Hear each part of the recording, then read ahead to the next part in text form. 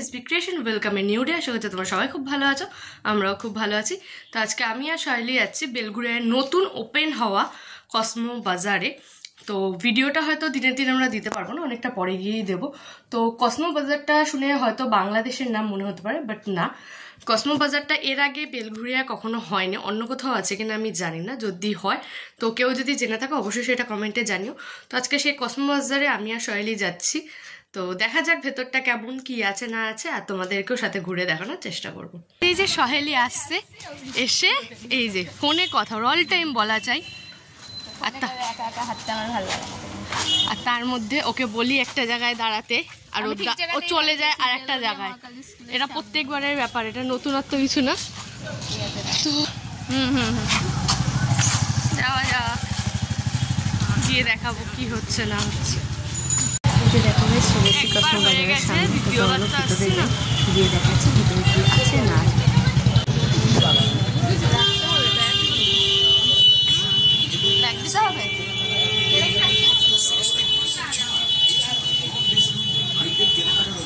তো দেখো গাইস, নিচে হচ্ছে ছেলেদের সেকশন, চারিদিকে বিল কাউন্টার।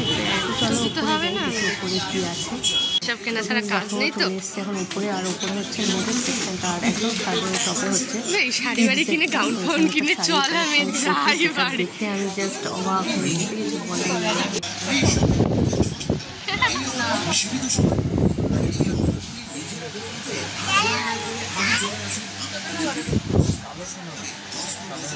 এই মুখ দেখে গেছে তো, এটা ভালো লাগছে।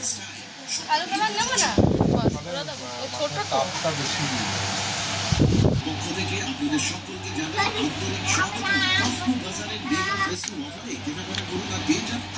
হাতে টুপি নিয়ে ঘুরে। তুই কি করতেছিস?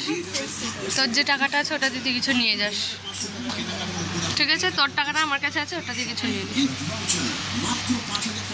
ভাই তুমি কিছু নেবা?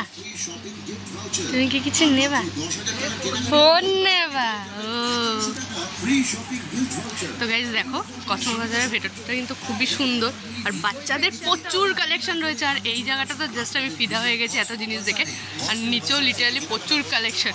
আমি সবথেকে বেশি ফিদা হচ্ছে বাচ্চাদের পাঞ্জাবিগুলো দেখে, তো আমি ছেলের জন্যই মেনলি এসেছি। তো দেখা যাক লেসছি আর কি নিতে পারি। আর টাওয়াল দেখো, আমার পছন্দের জিনিস এখানে রয়েছে, বাগান বাগান। চলো বাকি সব দেখাচ্ছি আস্তে আস্তে।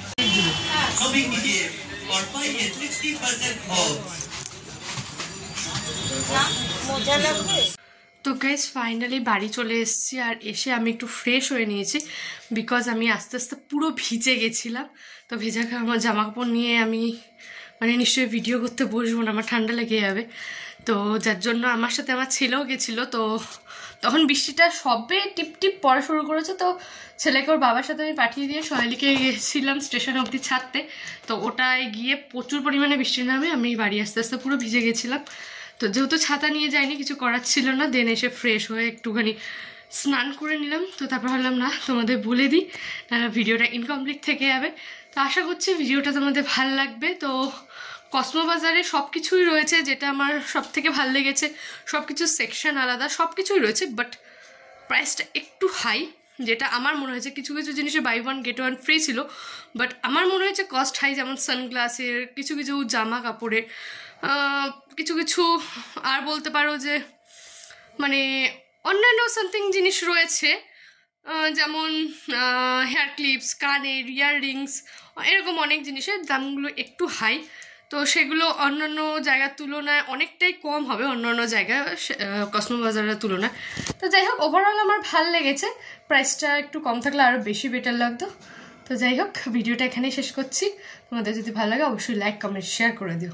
আর হ্যাঁ, গরম কিন্তু পড়ছে, তো সবাই খুব সাবধানে রাস্তায় চলাফেরা করো, যাতে গরমে কেউ নিজেরাই ডিস্টার্ব না হোক। কি বলবো, গরমে তো সবাই একটু ডিস্টার্ব হয়ে থাকি, এতটা পরিমাণে গরম পড়ে প্রত্যেক বছরই। তো যার জন্য এবারে একটু সতর্কভাবে থেকো।